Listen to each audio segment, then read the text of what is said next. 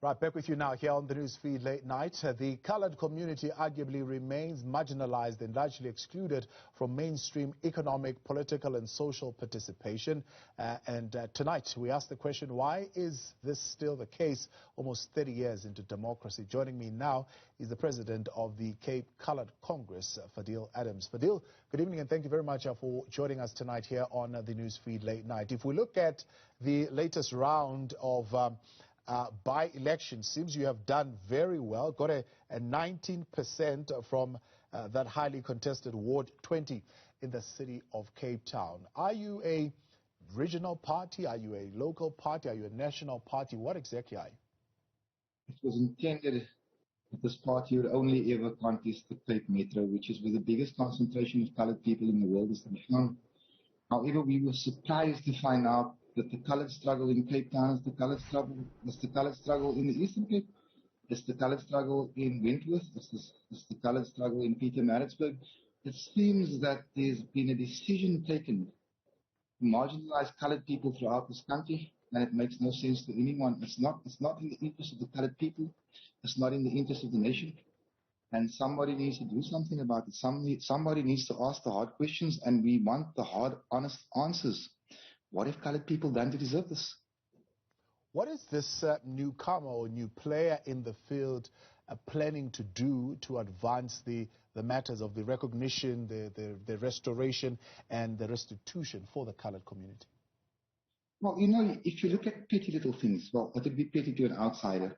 But here in Cape Town, in the home of the coloreds, you can drive through Cape Town and you'll find Robert Sadukwe Drive, you will find Nelson Mandela Drive, and rightly so. You know, these are giants of our freedom struggle. But you're not going to find the Pedro Page Street on Ashley Creel Boulevard. You're not going to find these things. You know, we're being systemically written out of history. And our priority is to ensure that colored people's place in the sun in this country is to be found. You know, we have a role to play. We have aspirations, we have a contribution to make, but without any type of representation within the structures of government, that's just not going to happen. You know, if you look at the dominant political parties in the country at the moment, they have made it clear that the colored situation or the colored material condition, it's not top of their priority. Now, when 3,500 of our kids are killed on the Cape Flats alone year on year, that's more than what happens in Iraq or Afghanistan, and those are registered and recognized war zones. What compounds this problem is that many of these guns are being supplied by the state. And this is where we aim to come in, because this carnage and this madness has to stop. So what do you make of the 4 billion rands that has been approved for the River Club development, really aimed at developing elements that will celebrate the Khoi cultural heritage? You know, we are not surprised. The provincial government here, the Democratic Alliance, has shown us this game to us. 4 billion rand has been for development, but the developers will not be coloreds. We might be lucky and be laborers. If there was any interest in our development, they would have restored the land from which we were forcibly evicted in 1976. That would be a big first step. 27 years later, it has taken this administration to rename one road in District 6. If it's taken 27 years to rename a road, how much longer do you think we'll be waiting for our land? We do not applaud a 4 billion rand investment in our development. We are worth a lot more than that. You see, the management of that land will not be in our hands. And this is the problem. That in this province in particular, coloreds can't manage. And I quote Marius Koen, the mayor of Saldanha. Do you support the signing by the president of the Khoisan Traditional and Khoisan Leadership Act? And what do you think that act particularly has been able to achieve so far? Let me tell you what the problem with the Khoi is. If you look at our black brothers and sisters, about 50 million people represented by 5 kings. 5 kings. When you look at the Khoi, you might have 10,000, and they're represented by probably 100 paramount chiefs and kings. And therefore, we cannot take seriously any bill that is written, because the Khoi are too fractured and too the president of the country is in actual fact appointing Khoi leadership. You know, it takes away the very independence of the Khoi. The first indigenous people of this country need to seek approval from someone else. We cannot in good faith support anything like this. That Cyril Ramaphosa gets to say who is a king, who is a queen, when the Khoi themselves are unsure. The Khoi need to get their house in order before they look to government to sanction anything. Now, you've recently taken on the challenge as the Cape Coloured Congress to deal with the issue of gangsters in the Cape Flats in particular. Tell me, what are we getting wrong as far as that fight is concerned? Everything.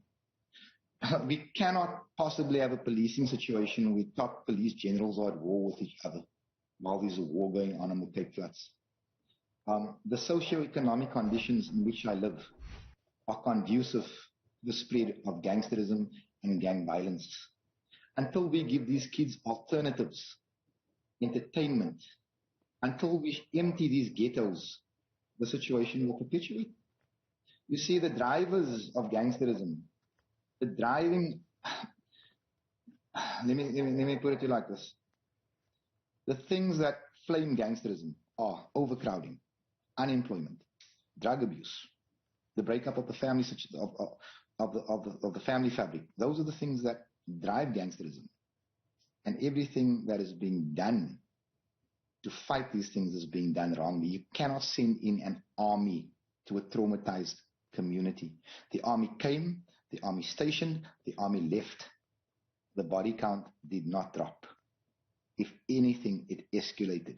What we need on the Cape Flats, and I've said it 100 times and I'm going to say it again, is we do need an army. But we need an army of educators, of social workers, of skills developers, an army of investors. That's the army we need, not soldiers and guns. Until we give these kids a way out, they will always be easy prey for the gangs. And we took on this issue because we're the only people who can speak on this issue with any authority, because we live with the issue. Many of our children have turned towards gangsterism and drugs. Many good kids that we know, that we love, have fallen into this trap. You know, a politician living in Constantia or Sandton cannot speak on the Cape Flats with any authority, irrespective of the mandate he's got. Now, ahead of the local government elections, which are set to be taking place in October, you are one of those candidates. What are you prioritizing? Housing, unemployment, gang violence. Those are the 3 most important things for us to address. Our manifesto launch will be on the 16th of July, and we will discuss our stance on these issues in depth. Now, you're calling for the people of color, right, to rise up and claim their dignity. What is in that call? What exactly are you calling them to do? You know, where we live, our areas are full of matriculants, young, bright kids. Ask them how many of them have tried to apply for jobs. You'll be surprised to say that many have never bothered, because they've learned the lesson of the new South Africa. They've learned from their brothers and their fathers and their aunts and their uncles that it's pointless throwing in your CV. Because when the Department of Labor can dispose of 1,300 CVs that belong to colored children and not offer one of them an interview, then that says a lot. Our dignity is being stripped here. Go and look at the varsities. You know, 50% of the matriculants in this province are colored. Maybe 5% of them get into varsity. Go look at the employment. Go and see how many coloreds work anywhere. Our dignity has been stripped away. It is time that we claim it back. It is time that we demand it back. You see, in 2022, we will be expecting to address these issues with the varsities, with the technicons, with the employers. Where are the colored people? You see, we've got a constitutional court ruling the Correctional Services 6, which says that you cannot employ national demographics in the Western Cape because it would negatively impact the colored people. Government didn't care. Business doesn't care. Everybody goes ahead, knowing that we do not have the money to take this thing to the Constitutional Court. Therefore, it becomes imperative that every colored person in this community demands that business and government abide by a Constitutional Court ruling. That was the president there of the Cape Coloured Congress, Fadiel. Adams, appreciate your time. Thank you very much for joining us tonight here on the Newsfeed. Very much. Have a good night.